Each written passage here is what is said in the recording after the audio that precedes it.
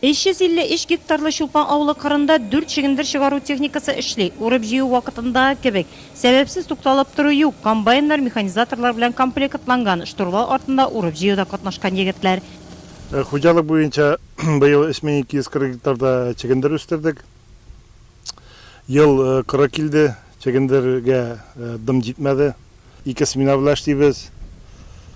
Егетләр тырышып эшлиләр. Bir комбайнга норма куйдык 10 гектар.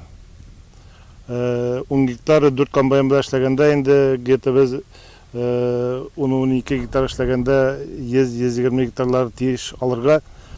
Куәтле Ропа комбайны артында Тәбриз Садыйков, Сөләйманов хуҗалыгында тәҗрибәле механизаторларның берсе ул. Быел татлы тамыр казып алуда 11-нче сезон эшли. Икенче кырны тотындык. Монда икенче эшлибез. Яхшы, нормально булай. Тырышабыз инде, кояшлы екен, пока погодалар яхшы. Сменага 10 гектар, сутка неге 20 гектар булай инде. Комбайн, bir комбайнга. Елына күрә татлы тамыр уңышы яхшы дип белгечләр. Хуҗалыкта югалтуларсыз җыеп алу өчен комбайннарны быел яңаша киләгәннәр. Комбайннарга истәмә куерга туры килде.